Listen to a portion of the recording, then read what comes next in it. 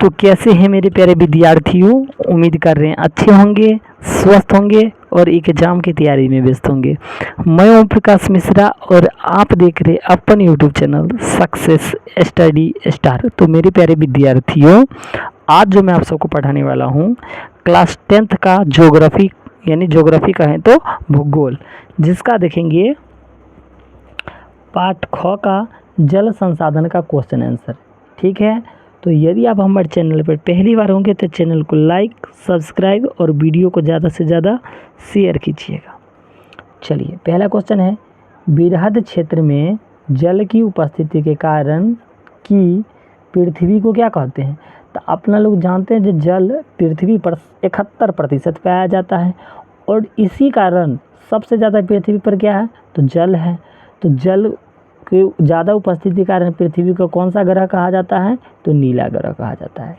ठीक है, और कहे ना आप लोग वीडियो को अंत तक वॉच कीजिएगा, आपको क्लास में ही याद हो जाएगा। और यदि आप हमारे चैनल पर पहली बार होंगे तो चैनल को सब्सक्राइब कर दीजिएगा। अगला क्वेश्चन, कुल जल का कितना प्रतिशत भाग महासागर में निहित है। तो 95.5% भाग जल का महासागर में है। देश के बांध को किसने भारत का मंदिर कहा था। तो भारत का मंदिर किसने देश के बांध को कहा था तो पंडित नेहरू ने। किसने कहा था, पंडित नेहरू जी ने।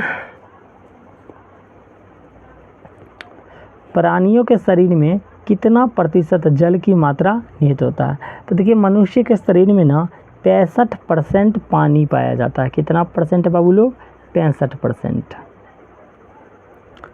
बिहार में अति जल दोहन से किस तत्व का सौकेंद्रन बढ़ा है। तो क्लोराइड का। किसका पता है बाबू लोग, क्लोराइड का।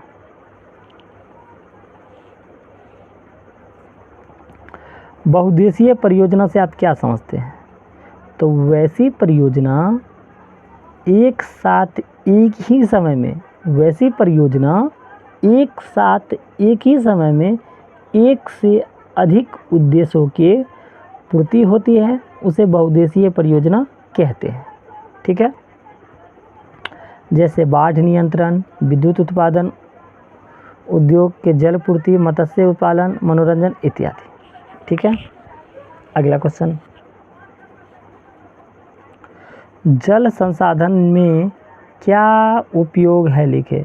जल संसाधन के क्या उपयोग है लिखना है। ठीक है, तो देखिए, पृथ्वी उपलब्ध जल का उपयोग जब मानव अपने मूलभूत आवश्यकता के पूर्ति के उद्देश्य से करते थे तो इसे जल संसाधन कहते हैं। जब मनुष्य को जो आवश्यकता था उसका उपयोग करता था, उसे तो हम क्या कहेंगे, जल संसाधन कहेंगे।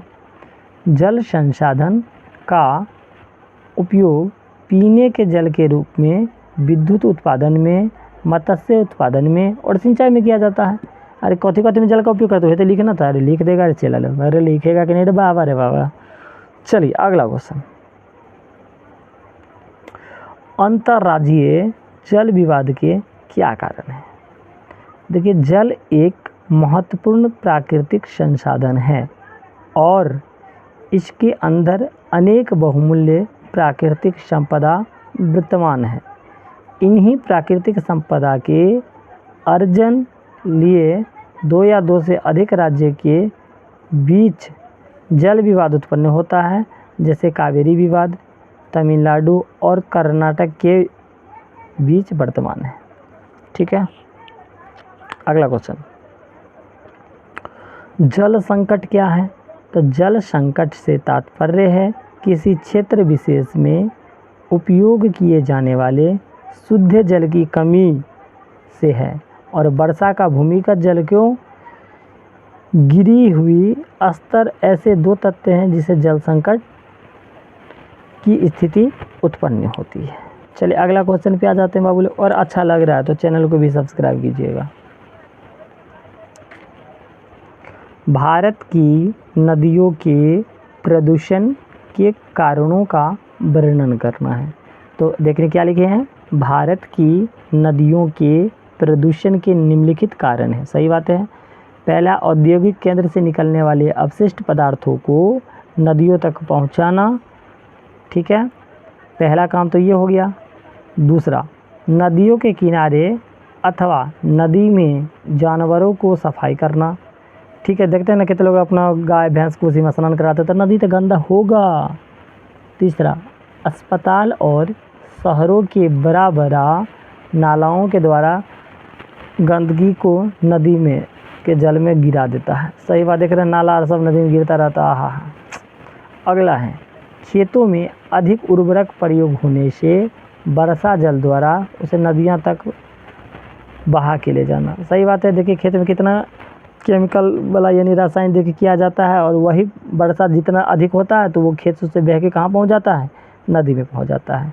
तो उम्मीद कर रहे हैं वीडियो आपको अच्छा लगा होगा। यदि अच्छा लगे तो चैनल को सब्सक्राइब, लाइक और वीडियो को ज़्यादा से ज़्यादा शेयर कीजिएगा। और हाँ, अगर आप लोग कमेंट कीजिएगा तो मैं आपको दीर्घ उत्तरीय प्रश्न का भी पार्ट 2 बना दूँगा। धन्यवाद।